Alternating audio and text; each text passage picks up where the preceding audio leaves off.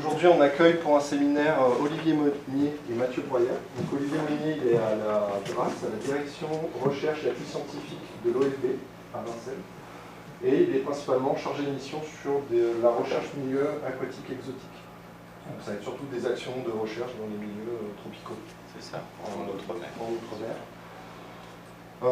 Qui a déjà un gros passif de travail avec l'unité ici, avec Frédéric notamment et Agnès quand elle est encore présente, donc il y a eu pas mal de projets qui ont déjà eu lieu.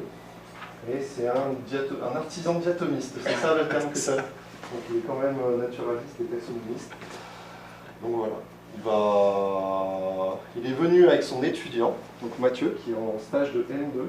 Alors là je vais reprendre, qui est à l'Université du Havre, je suis désolé. Okay.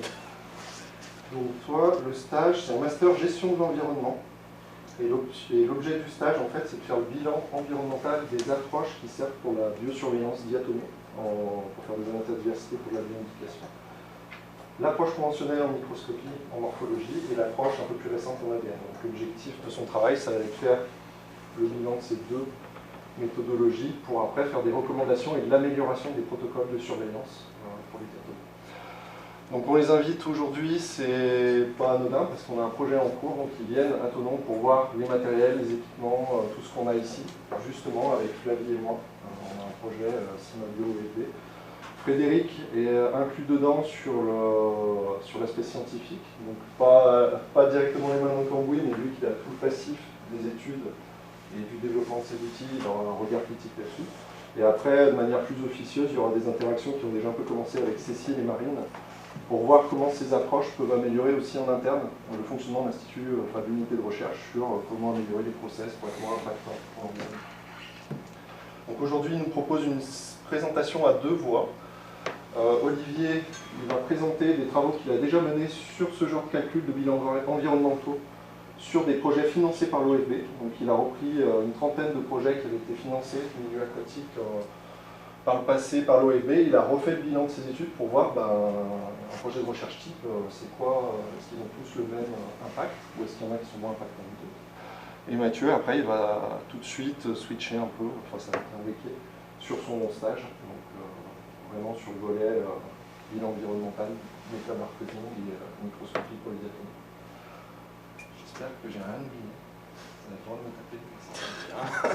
Donc voilà, t'as presque tout dit. C'est bon, on arrête la question. Donc il n'y aura pas de résultat sur la partie de Mathieu parce qu'il démarre tout juste son stage, mais c'est pour présenter la stratégie et la logique de travail qu'on va avoir. Donc voilà. À vous deux. Du coup, la diapo de présentation, tu as déjà tout dit. Et je pense que ça va être toi là qui va intervenir pour la suivante. Donc, ce qu'il faut savoir, c'est que depuis 2014 maintenant, mais ça a été mis à jour le 1er janvier 2024. À l'échelle de l'Europe, il y a un objectif de neutralité carbone d'ici 2050. Comme vous pouvez le voir là-dessus, la scénarisation a commencé en 2017 et on n'y est pas encore. Le but, en France en tout cas, c'est que les rejets moyens par Français soient de 2 tonnes par personne environ. Aujourd'hui, ils le sont de 9.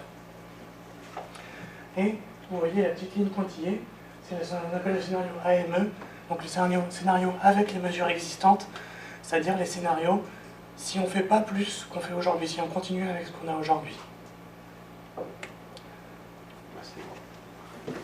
Donc du coup, on va enchaîner sur des éléments de contexte un peu plus centrés sur ce qui nous préoccupe, nous, à l'OSB et puis dans le monde de la recherche d'une manière générale. Voilà, donc, comme toutes les activités humaines, la recherche, ça génère des gaz à effet de serre, donc ça a un impact sur le climat forcément. C'est ce que nous a montré Mathieu juste avant. Puis après, en cherchant finalement que c'était quoi est-ce qu'on a de la littérature sur ces impacts de la recherche. En fait, il y a, notamment sur les méthodes, il y a assez peu de littérature sur le sujet. Si on s'intéresse spécifiquement là, au sujet qui nous préoccupe, donc les protocoles d'acquisition de données diatomées, on n'a rien trouvé dans la littérature. Valentin, je ne sais pas si toi de ton côté tu as trouvé quelque chose. Non, il y a des choses, hein, aujourd'hui il y a d'autres pans de la recherche qui s'y intéresse davantage, notamment la recherche médicale par rapport à tout ce qui est essais cliniques. Donc là, effectivement, il y a des publications déjà qui sont sorties qui montrent voilà, comment on peut optimiser nos essais cliniques pour finalement moins produire de gaz à effet de serre. Il y a aussi là une thèse en microbiologie de Maud Fiard où elle n'a pas étudié ça directement, mais en fin de compte, elle étudiait le microbiote du sol, les bactéries et les archées, et elle a voulu comparer différents protocoles justement comme ça, extraction, amplification, etc., séquençage, tout ce qu'on veut.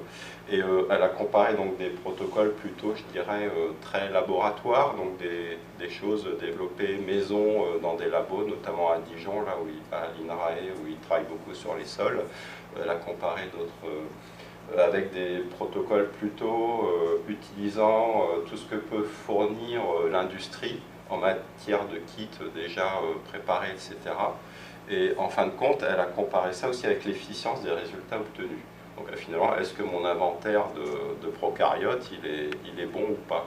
Et en fin de compte, le meilleur résultat était vraiment obtenu avec le protocole, je dirais, recherche. Mais en fin de compte, ce protocole, en termes de consommation de réactifs, de plastique à usage unique, etc., il était beaucoup moins bon que le protocole qui utilise les kits tout faits, mais qui, en définitive, a des résultats un petit peu moins bons en termes après de liste taxonomique qu'on peut sortir, mais pratiquement aussi bons et suffisants pour répondre à la question de recherche qu'on se posait à ce moment-là. Donc ça m'a un peu interpellé. Je me suis dit finalement sur les diatomées, est-ce qu'on ne peut pas avoir une démarche un peu similaire et même aller plus loin que ça, et ça sera finalement l'objet du stage de Mathieu. Voilà, et puis il y a une prise de conscience aussi dans le monde de la recherche, notamment avec des initiatives comme Labo 1.5, dans laquelle l'INRA est fortement impliquée et très motrice dans cette initiative. Alors après, Labo 1.5, ils ne vont pas détailler forcément à l'échelle du process lui-même. C'est plutôt, je dirais, le bilan d'émissions globales d'un laboratoire, ou voilà, c'est plutôt vers ça qui se tourne actuellement. Voilà. Bon, nous, de notre côté de l'OFB, en tant qu'établissement qui promeut la sauvegarde de la biodiversité, etc., on se doit aussi on a un devoir d'exemplarité sur ces questions-là, même si je pense qu'on est très loin du compte, et il y a encore beaucoup de travail, hein, c'est clair. Et puis donc voilà, moi par rapport au sujet qui m'est spécifique, hein, donc la recherche sur l'eau et les milieux aquatiques, donc plutôt dans les écosystèmes tropicaux en outre-mer, on a effectivement du coup, je reviens un petit peu sur un peu la raison d'être. Une des raisons d'être de l'OFB, finalement, c'est finalement mettre à disposition des gestionnaires des outils pour la gestion, pour répondre aux différentes réglementations sur la nature, l'eau, etc. Donc nous, spécifiquement, à la direction recherche et appui scientifique, on est là pour développer ou faire développer les outils dont les gestionnaires ont besoin pour répondre à ces réglementations. Voilà. Donc en Outre-mer, ça a été beaucoup la directive 4 sur l'eau, que vous connaissez, je pense, déjà, la directive eaux résiduaires urbaines aussi. Et puis il y a des nouvelles politiques aussi qui apparaissent, comme la stratégie nationale, la troisième version de la stratégie nationale biodiversité, qui est plus... avant, c'était vraiment plutôt un document de cadrage.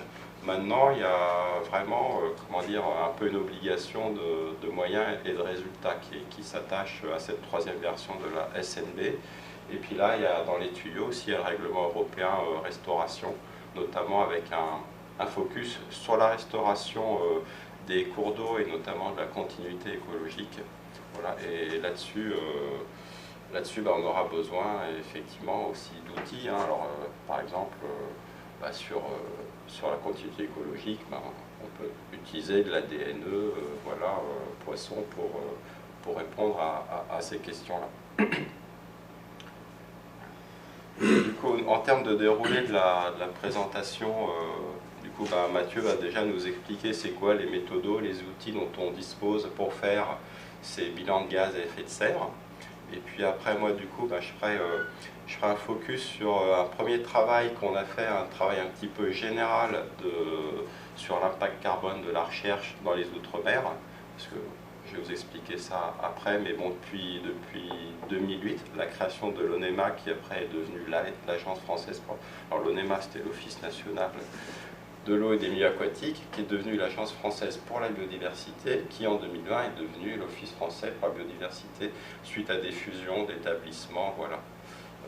On grossit, mais on perd aussi un petit peu des fois en lisibilité, puisque notre mission qui était vraiment axée milieu aquatique, maintenant c'est plus tout milieu, un peu plus dispersé.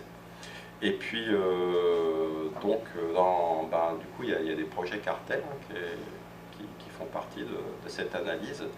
Et puis, du coup, après, Mathieu nous présentera les suites de l'étude, donc vraiment avec ce focus qu'on va faire sur les protocoles diatomés, à la fois classiques en microscopie et puis par ADN. C'est à toi, Mathieu. Donc pour faire un bilan environnemental, typiquement d'une entreprise ou d'une organisation, il y a le bilan carbone qui existe, qui est une... Attends, oui, non, excusez-moi, en fait, c'est ce que en fait, c'est ce que je vous expliquais avant. Voilà, donc il y a une première étude là, un peu globale sur l'ensemble des projets de recherche en Outre-mer pour établir un bilan carbone. Et puis après, la suite, c'est ce focus qu'on fait voilà, sur les protocoles diatomés, classiques et ADN. Voilà, du coup, maintenant, c'est... voilà. Parce que... Bon. Donc pour faire un bilan environnemental, on va utiliser la méthode qui a été développée par l'ADEME, qui s'appelle le bilan carbone. Et ça se fait par le calcul des émissions de gaz à effet de serre grâce au facteur d'émission. Donc là, j'ai mis un exemple que j'ai trouvé sur le site de l'ADEME, justement. Un lave-linge d'une capacité de 7 kg. Pour ce lave-linge, l'extraction des ressources, la transformation de ces ressources et tout le transport de ces ressources du produit fini jusqu'au lieu de vente, tout ça, ça va être l'équivalent de 342 kg de CO2 rejetés dans l'atmosphère par lave-linge qui a ainsi été créé. Donc ça, c'est juste un exemple de comment on peut le faire. Donc, pour faire un bilan carbone, du coup, on le fait sur 3 scopes. Le scope 1 qui va être les émissions directes de gaz à effet de serre, que ce soit par des machines, par des voitures. Le scope 2, ça va être les émissions indirectes qui vont être liées aux énergies. Donc l'énergie consommée et le moyen de production de cette énergie, que ce soit nucléaire, que ce soit par charbon, que ce soit par gaz. Et le scope 3, ça va être toutes les autres émissions indirectes. Ça va être par exemple tous les déplacements domicile-travail, des gens qui vont travailler à l'entreprise ou au laboratoire, mais plein d'autres choses. Donc voilà. Donc il y a 6 étapes. La définition du périmètre, c'est ce qu'on est en train de faire. On va définir en gros les données dont on va avoir besoin pour faire ce calcul avec les facteurs d'émission. Deuxième étape, collecter les données, c'est ce qu'on va faire juste après. Typiquement, c'est la partie du bilan carbone qui est la plus longue. La partie 3, l'exploitation des données. Une fois qu'on les a, on fait le calcul des facteurs d'émission. La définition du plan d'action, parce qu'une fois qu'on a ces résultats, il faut prendre les postes qui vont être les plus émetteurs et déterminer des actions pour réduire ces émissions. La 5e étape, mettre en place le plan d'action. Donc là, typiquement, on va nommer une personne dans l'entreprise ou dans le laboratoire à qui ce sera le rôle de surveiller justement la mise en place du plan d'action. Et la 6e étape, c'est de restituer, de communiquer le bilan carbone à d'autres organisations parce que c'est un document qui est public. Donc là, c'est un exemple qui est plus dans le contexte de mon stage, donc de la surveillance environnementale avec les diatomées. Donc le scope 1, les émissions directes. Il n'y a pas d'émissions directes parce qu'on n'a pas forcément dans le laboratoire, il n'y a pas de machines qui vont émettre des émissions de gaz à effet de serre, sauf les fluides frigorigènes qui sont très émetteurs. Je vais préciser un petit peu après parce que c'est souvent quelque chose dont les gens ne pensent pas forcément.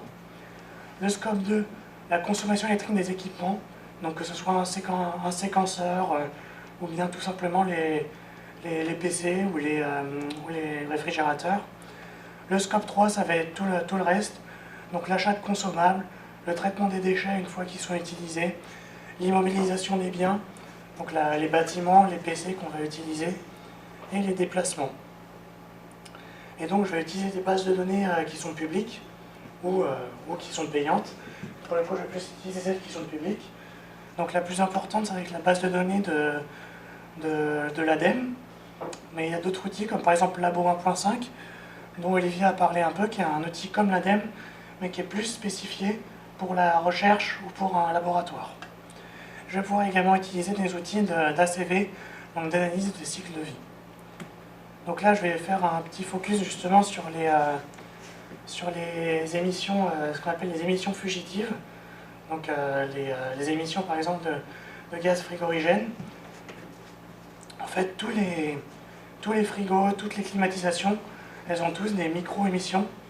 Et par exemple, on considère que nous, ce qui va nous intéresser, sur un secteur tertiaire, c'est le type armoire, donc tout ce qui va être réfrigérateur, congélateur. Donc on considère qu'il y a 6% de taux de fuite annuel de ce fluide de réfrigération. Et en fin de vie, donc quand on va détruire cet outil, ce frigo quand on n'en a plus besoin, il y a 85% de ce fluide qui va être perdu, qui va se retrouver dans l'atmosphère. Donc typiquement, un réfrigérateur, il a une durée de vie de 12 ans. Et donc ça va dépendre en fait du mélange de gaz utilisé pour la réfrigération. Et là, vous voyez voir, il y a différents mélanges. Un qui est assez beaucoup utilisé, c'est le R407C. Et le PRG, c'est le pouvoir de réchauffement global. C'est-à-dire que pour 1 kg de mélange de gaz R407C, ça va être l'équivalent de 1774 kg de CO2 rejetés dans l'atmosphère sur 100 ans. Donc vous voyez pourquoi c'est très important, ces micro-émissions. Et le AR, c'est tout simplement le rapport du GIEC. Et donc là, du coup, c'est un exemple du type de calcul, du type de tableau que je vais utiliser pour faire mes calculs. Donc vous voyez par exemple la section achat, les gants à usage unique. Mon unité, ça va être en euros. Si j'ai acheté 1000 euros de gants à usage unique, je vais faire 1000 fois 0,52 et ça va me donner le résultat en équivalent de carbone,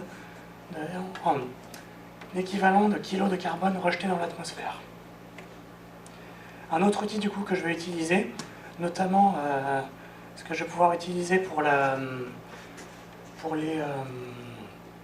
l'analyse de cycle de vie, c'est un outil qui est public, qui est disponible sur le site de l'ADEME, qui permet de faire l'analyse du cycle de vie de différents produits, donc par exemple de kits d'extraction d'ADN, et qui permet de voir toutes les émissions liées à la production jusqu'à l'achat et à la fin de vie, donc au traitement en tant que déchet de ce kit d'extraction ADN.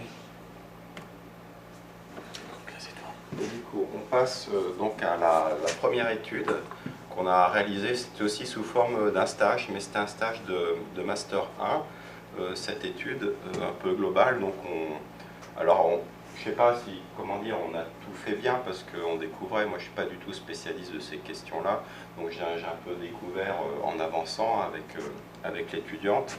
Mais bon, on va vous exposer quand même les résultats de cette étude et puis vous verrez ce que vous en pensez. Alors du coup, voilà, comme c'est un petit peu bougé, c'est pas grave, on a défini le périmètre de l'étude. Alors nous, c'est vraiment par rapport à l'outre-mer, on s'est dit, c'est quoi par rapport au temps dont on dispose, aux moyens dont on dispose, c'est quoi qui est important. Donc on s'est focalisé sur le scope 3. Donc Mathieu a exposé ce que c'était les 3 différents scopes. Donc vraiment les émissions indirectes liées, et c'était important en outre-mer parce que c'est des activités de recherche qui génèrent beaucoup de transport de personnes, de fret parfois. Donc forcément, ça a un impact différent d'études similaires telles qu'on peut les faire en métropole. Voilà, si vous avez une étude sur le lac Clément ou si vous avez une étude sur le barrage de Petit-Saut en Guyane, ça ne va pas être les mêmes impacts du tout. Donc ici la définition du périmètre, comme l'a dit Mathieu, là, nous on avait utilisé effectivement la base de l'ADEME pour définir tous les postes d'émission, voilà, avec différentes rubriques, hein, notamment la mobilité, avant-après le terrain, sur place, l'hébergement, la conservation, le traitement des échantillons. Parfois, bon, des fois c'était pas... il y a des études assez négligeables, mais par contre il y a d'autres études notamment où il y a des dizaines de kilos de fret à chaque mission, voire plus, qui sont rapatriés en métropole pour des analyses. Voilà. Et puis il y a aussi l'aspect finalement plutôt vie quotidienne, alimentation aussi. Ça peut avoir un impact, parce que quand vous êtes sur le terrain, si vous allez sur le terrain, si vous allez au restaurant ou si vous faites vos sandwichs, voilà, ça ne va pas avoir du tout le même impact. Voilà. Alors, bon là, ça c'est la moulinette qu'on a utilisée, hein, qui est un peu comparable à ce que Mathieu a montré. Je ne vais pas développer. Hein. Bon là, c'était la moulinette de l'ADEME qui a été reprise par une association qui s'appelle Avenir Climatique. Voilà, c'était pour faire les calculs d'émissions. Puis voilà, du coup, après, bon, une des phases importantes, c'est le début du projet, c'était finalement de récolter l'information dont on avait besoin. Alors c'est quelque chose que je voulais dire précédemment, mais notamment l'essentiel des informations qu'on a pu collecter, c'était sur la base de questionnaires qu'on envoyait aux chercheurs. Et puis il y avait différentes rubriques sur le nombre de vols, le nombre de kilométrages, est-ce que vous avez utilisé un bateau pour faire votre terrain, voilà, quelle puissance du moteur, des choses comme ça.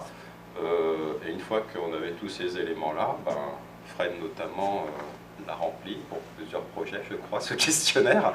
Donc une fois qu'on avait tous ces éléments-là, ça nous donnait une base pour faire nos calculs d'émissions de gaz à effet de serre. Voilà. Mais on a dû faire du tri avant ça, parce que initialement on a identifié 150 projets outre-mer. Et puis déjà on a commencé par éliminer tout ce qui était trop ancien. Parce que on n'avait pas les informations. Il y a certains projets, on avait, comment dire, un détail de facturation, etc. suffisamment fin pour pouvoir en déduire finalement le nombre de nuitées, les restos, les vols, etc.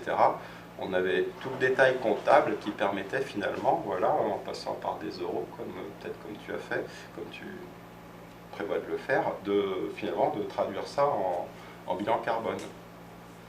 Et ça a été possible en fait que sur 4 projets. Et puis donc au total il y a 29 bilans de gaz à effet de serre qui ont été réalisés et 25 à partir du questionnaire. Et dans ces projets qu'on a pu exploiter, il y avait 3 projets cartels, voilà, donc, que certains d'entre vous connaissent bien. Valentin, je crois que le projet bioindication Mayotte, voilà, sur le développement d'outils de bioindication, tu dois bien le connaître.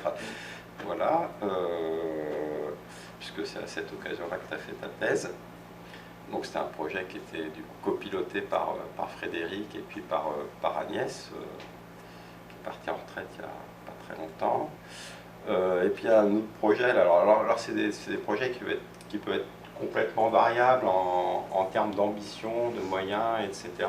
Il y avait un autre projet, notamment là, sur le séquençage finalement simplement d'échantillons de diatomées périphytiques dans les cours d'eau de Guyane. Là simplement, les échantillons, eux, ils ont été collectés à d'autres occasions, notamment à des fins de surveillance réglementaire. Et puis du coup, on avait un stock d'échantillons, là, pourquoi pas finalement séquencer tout ça pour voir ce qu'il en sort. Donc voilà, c'était un des projets plus modestes, mais qui a donné des résultats aussi. Et puis voilà un autre projet plus récent, là aussi, notamment pour appuyer la mise en œuvre de la bioindication à Mayotte, notamment l'indicateur qui a été développé dans le cadre du premier projet, la ligne du haut. On avait besoin de réaliser une flore des diatomées des cours d'eau de Mayotte. Et à cette occasion-là aussi, on a aussi fait de l'ADNE. Donc là, c'est un collègue d'un bureau d'études privées, Gilles Gassiol, MICFIC, qui est basé à La Réunion, qui contribue aussi fortement à ce projet, bon, sur les aspects de taxinomie classique, mais aussi un peu sur, notamment sur l'attribution taxinomique des séquences d'ADN. Donc voilà 3 exemples de projets cartels. Alors après, du coup, ce qu'on a voulu faire, c'est établir une typologie des projets. Voilà, donc du coup, on s'est déjà posé la question, finalement, par rapport à notre échantillon là, de 29 projets, ça va être quoi le bon nombre de classes en gros, le bon nombre de types qu'on va, donc voilà, on a utilisé une méthode basée sur l'inertie intra-classe, voilà, ça nous a donné voilà, une première indication. Apparemment, bon, le point d'inflexion, il est sur 6 classes, donc c'était un point de départ. Du coup, après, on a fait une classification hiérarchique ascendante. Et voilà, on a positionné notre niveau de coupe à 6 classes. Mais après, moi, au moment de l'interprétation, notamment, il y avait des trucs qui collaient pas bien. Donc, j'ai un peu triché. Et à dire d'expert, finalement, c'est les pointillés rouges. Moi,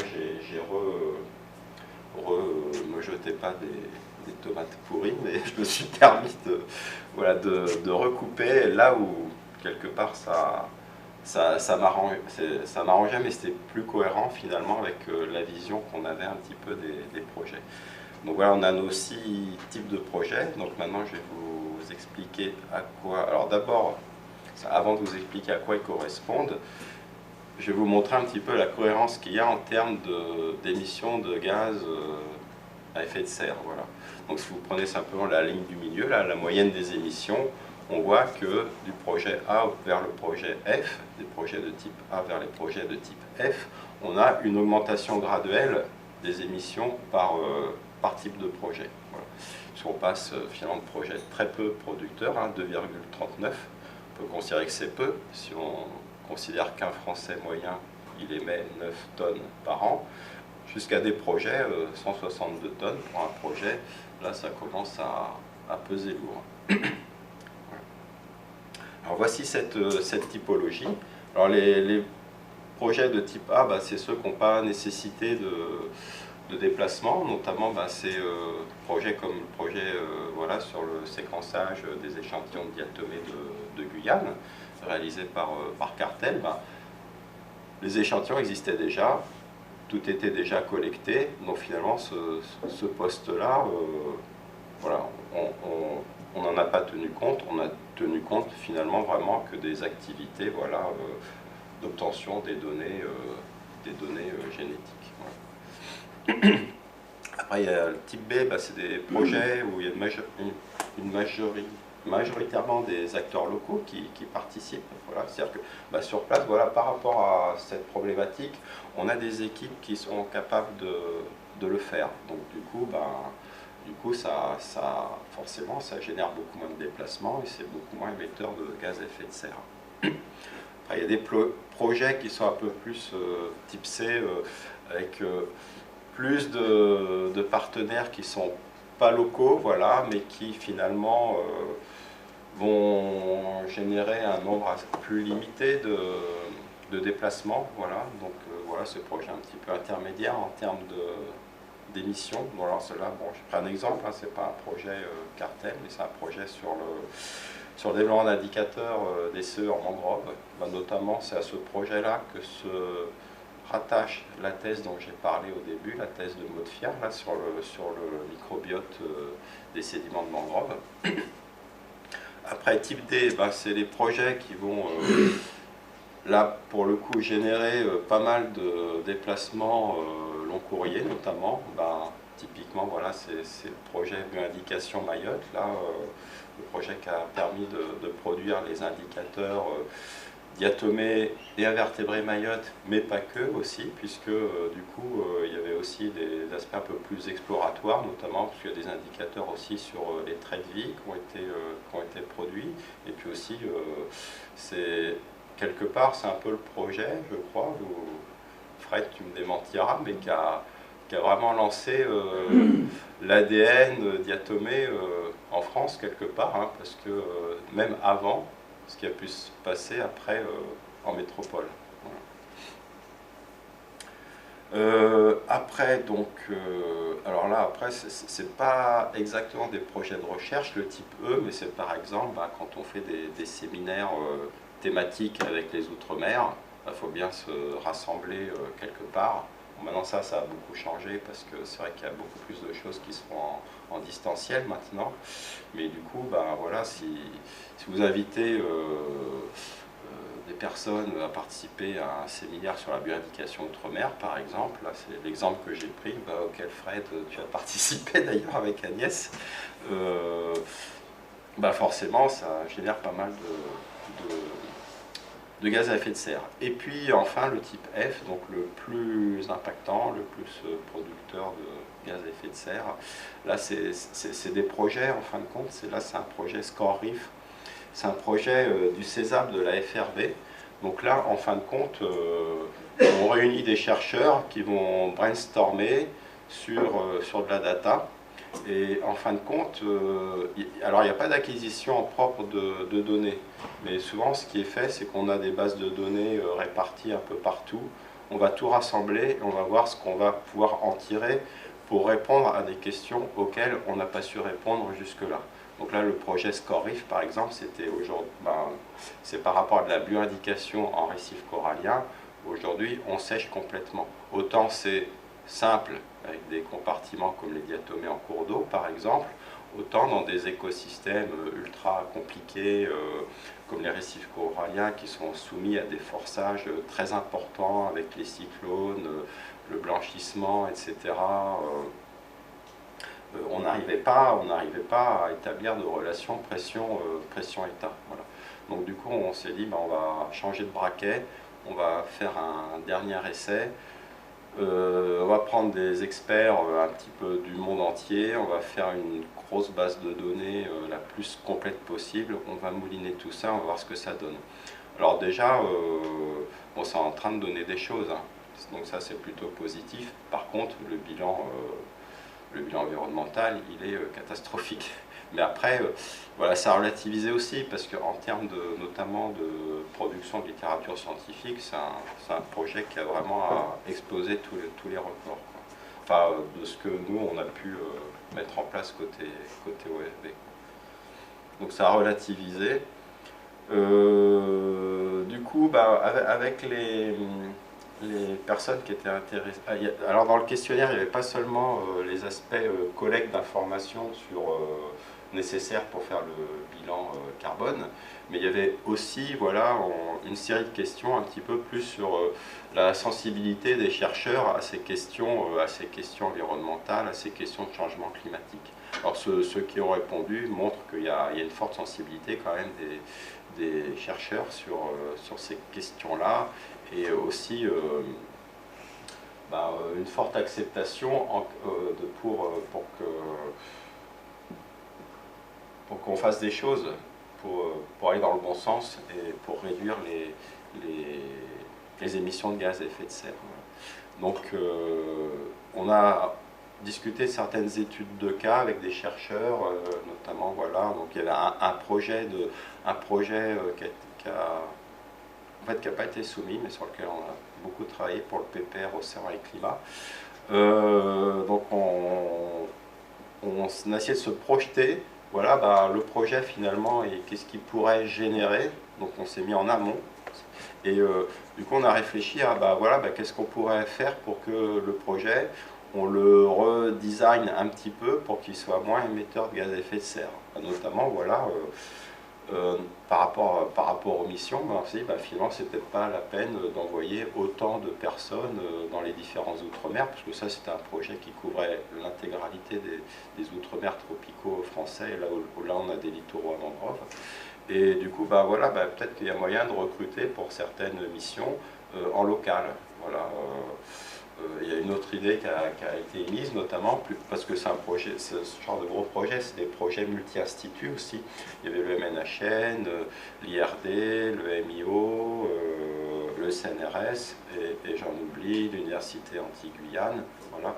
Donc du coup, plutôt que de chacun rentre chez lui avec ses échantillons, mettre ça dans ses congèles, ses frigos, tout ça, l'idée c'est de faire une banque commune d'échantillons en métropole, puisque en fait les chercheurs, globalement, ils sont en métropole, et puis en fonction des besoins, on distribue les échantillons, et comme ça permet de réduire aussi l'impact carbone du projet.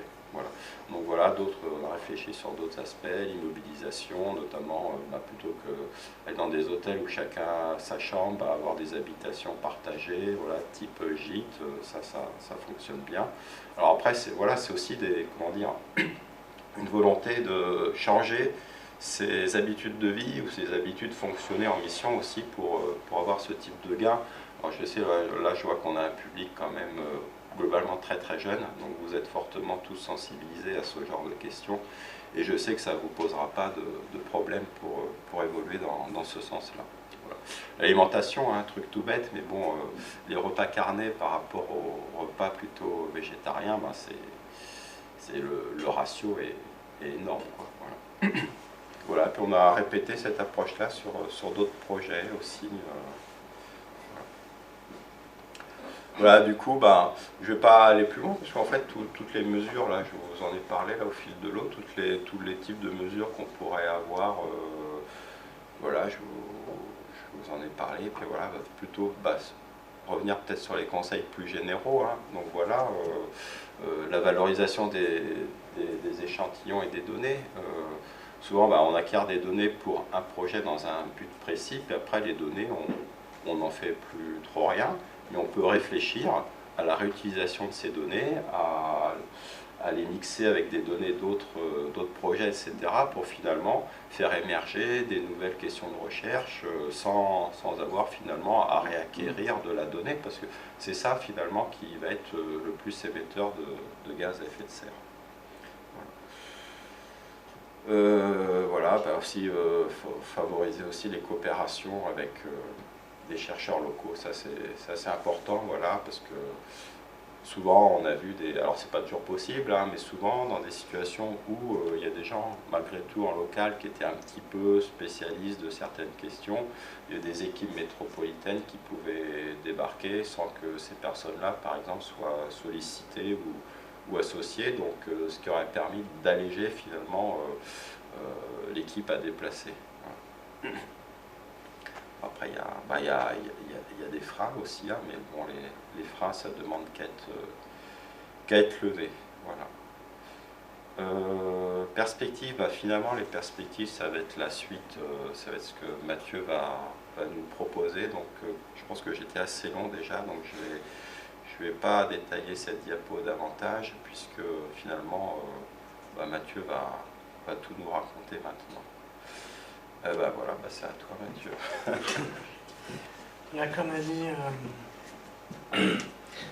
a dit Olivier au début, aujourd'hui on utilise principalement de la surveillance morphologique au microscope, mais il y a de l'avancée au niveau du métabarcoding de l'ADN environnemental. Très peu d'informations, bon, je ne vais pas vous refaire le discours. Avec le bilan carbone et l'analyse de cycle de vie, on va réaliser des bilans environnementaux et aussi des réflexions sur des pistes d'optimisation.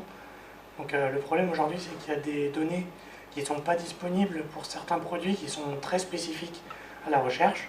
Par exemple, j'ai mis une image là, de kit d'extraction d'ADN ou de microscopie. C'est difficile de trouver des données là-dessus. On peut trouver des données plus générales, mais forcément, ça sera moins précis. Donc ça, c'est le premier objectif, la réalisation de ce bilan environnemental. Le deuxième objectif, c'est de proposer des pistes d'amélioration par rapport à ça. Olivier, on a déjà proposé pas mal, mais plus dans le contexte de la surveillance environnementale par rapport à Diatomée. On peut considérer en premier les déplacements. Quand on pense aux déplacements en Guyane, en Martinique, forcément, ça va toujours être le déplacement en avion qui va être le plus émetteur. Donc logiquement, c'est celui-là qu'on devrait travailler le plus, et on va le mettre de côté parce que dans tous les cas, il faut se déplacer pour aller faire ces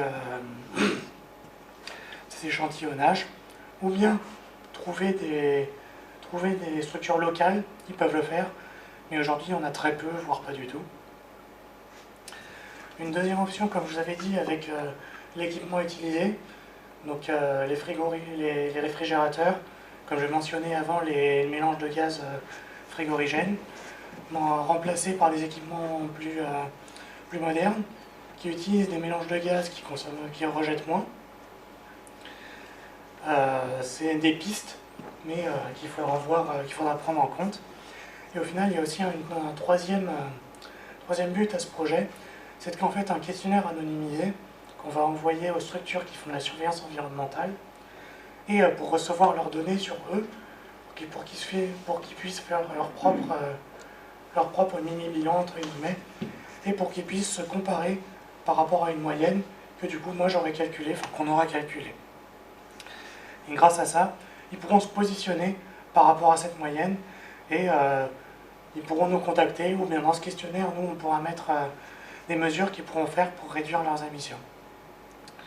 Et ça leur permettra aussi de communiquer sur leurs capacités. Je crois que c'est tout. C'est tout. C'est bon encore. Oui.